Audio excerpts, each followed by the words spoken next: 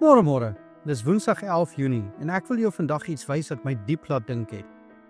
Nie as 'n akademikus nie, maar as iemand wat lief is vir Jesus en sy woord. Kom ek vra jou eerlik, het jy geweet dat daar hele verse is wat nie meer in sommige Bybelvertalings is nie? Ek praat van gedeeltes oor vas, oor verlossing, oor Jesus wat die Seun van God is. Verse wat eeuwelang deel was van die geloofslewe van gelowiges. En toe kom 'n groep moderne vertalers en sê, dis nie in al die manuskripte nie, en hulle sny dit uit.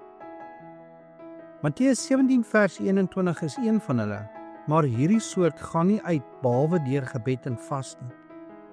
En Handelinge 8 vers 37 is nog een. As jy glo met jou hele hart, mag jy.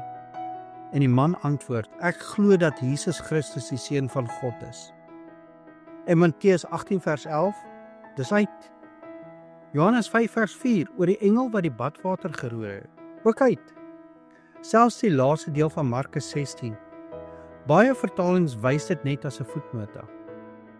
En ek dink, hoekom verwyder ons dit wat die Gees duidelik ingegee het? Jy sien, die King James Version en ons Afrikaanse 1933-53 vertaling hou vas aan iets wat belangrik is. Die Textus Receptus. Die ontvangde teks oorgedra deur gelowiges, nie deur kritici nie. En die Griekse woord vir vandag is homologeo, beteken om te bely, hardop te verklaar. Dis die woord wat Filippus in Handelinge 8 vers 37 gebruik het. Ek glo dat Jesus die Seun van God is. Daardie belydenis is belangrik. Dis wie jy is. Dis ons verlossing.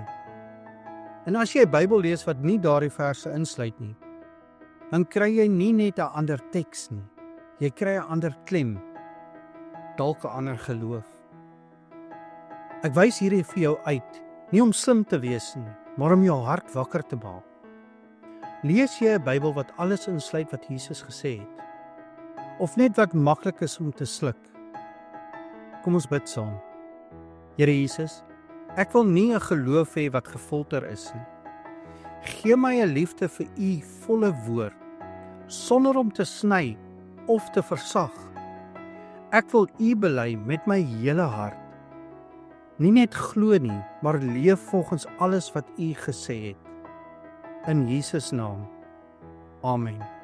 En onthou, jy is dalk die Bybel wat iemand vandag moet ontmoet. En dalk wys jou liefde vir die volle waarheid vir iemand wie Jesus werklik is. Ek hoop jy het 'n geseënde Woensdag.